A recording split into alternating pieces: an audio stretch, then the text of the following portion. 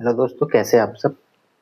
दोस्तों, हमने अपनी पिछली वीडियो में बात की थी कि घर हम जब बनाते हैं तो हमारा क्या-क्या उसमें अवयव होते हैं, क्या-क्या आइटम होते हैं और कैसे-कैसे उनकी तैयारी होती है और कैसे-कैसे हम उसको बिल्डअप करते हैं धीरे-धीरे।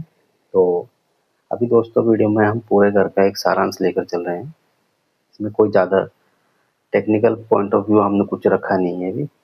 तो उसी सीरीज़ में हम आगे बढ़ रहे हैं। तो हम छत तक पहुँचे थे दोस्तों। आज की हमारी वीडियो है उसी के ऊपर जो हमारा जो रेनफोर्समेंट होता है, रेनफोर्समेंट बार होती है, तो मोटा-मोटा उसी को ही हम आज डिस्कस करेंगे।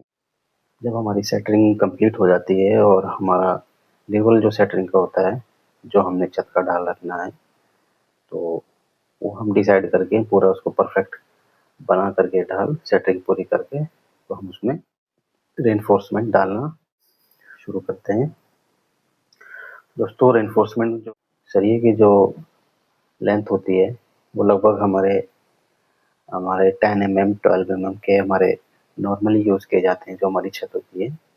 तो सबसे पहले दोस्तों नाप जो लिया जाता है छत का, तो उसके हिसाब से कमरे का जो स्पैन देखे जाते हैं, कमरे के हिसाब से हम उसको जो वेब होता है उसका डिज़ाइन करते हैं उसको। फिर उसके बाद में बाँधने के बाद नीचे ऊपर अलग-अलग दोस्तों अलग होता है रेनफोर्समेंट। एक जो हमारा टेंशन जो एरिया होता है उस पे अलग होता है, संपीड़न जो हमारा कंप्रेशन जो एरिया होता है दोस्तों वो अलग होता है। तो उसके हिसाब से हम उसमें एनफोर्समेंट देते हैं, एनफोर्समेंट बार हम उसमें डालते हैं। तो दोस्तों लंबी बहुत हमारी वीडियो हो जाएगी, इसकी डिटेल में हम कभी किसी और वीडियो में हम दोस्तों बात करेंगे।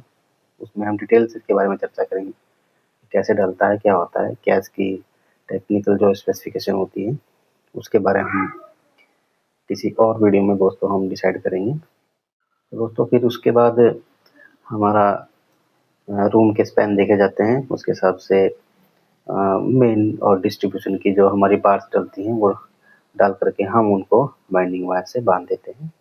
और उसके बाद कमरे के हिसाब से डिसाइड करके कि कितनी दूरी पर है, लोड के हिसाब से हम उसमें बार्स को ऊपर की जो बार्स को 45 डिग्री के एंगल पे हम ऊपर को मोड़ते हैं, जिसे क्रैंक हम बोलते हैं।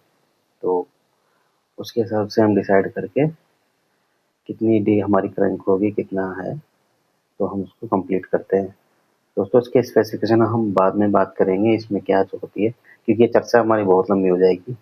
छत के बारे में हमारा अलग से किसी और वीडियो में हम बात करें, कैसे-कैसे हमारा रेनफोर्समेंट का जो टेक्निकल सारे इश्यूज़ हैं, उन पे चर्चा करेंगे। तो फिलहाल हम इस पे बात कर रहे हैं, हमारा मोटा-मोटा ओवरव्यू जो है, घर कैसे बनता है, हम उस पे एक सारांश में हम डिस्कस कर रहे हैं। एक सीरीज़ हमारी पूरी स्टार्ट होगी, फिर उसके बाद जो हम इसके सारे जितने भी टेक्निकल पॉइंट ऑफ व्यू हैं, सब में हम अपना डिस्कस करते हुए चलेंगे। उसका फ़ायदा ये होता है दोस्तों, जब हमें अगर कहीं हम कोई निर्माण कार्य कर रहे हैं, हमें ज़रूरत पड़ती है, तो ऐसा नहीं है कि कहीं और जाने की ज़रूरत पड़ेगी। एक ही चैनल पे आपको सारे के सारे टॉपिक जो है टेक्निकल जितने भी क्लियर हो जाएँगे कि क्या, कब, कैसे और किस लिए होता है।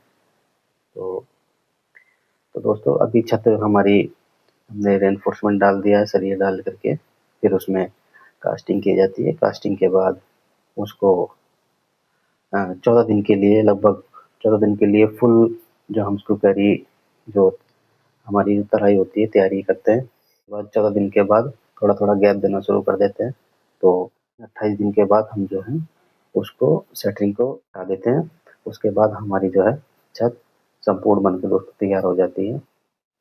तो ये रहा दोस्तों हमारा फाउंडेशन से लेकर हमारे छत तक का, कि हमने कैसे-कैसे अपना शेड्यूल बिठाना है या क्या-क्या इसमें काम होते हैं। तो ये हमारा छत तक का आज कंप्लीट हो गया है। अब दोस्तों हम वापस से ही जब हम घर बनाना शुरू करते हैं, तो उसमें क्या-क्या हमें ज़रूरत पड़ती है, सबसे पहले हमें क्या-क्या करना पड़ता है, उसे वापस से शुरू में हम लेकर के चलेंगे। अब हम दोस्तों इन सब चीज़ों पे टेक्निकल जितनी भी बातें हैं, उन सब के बारे में चर्चा करेंगे और सीखेंगे कि इनके पीछे क्या टेक्निकल रीज़न होते हैं, जो किस चीज़ को कैसे लगाया जाता है। तो आज के लिए फ़िलहाल दोस्तों इतना ही। Okay, bye.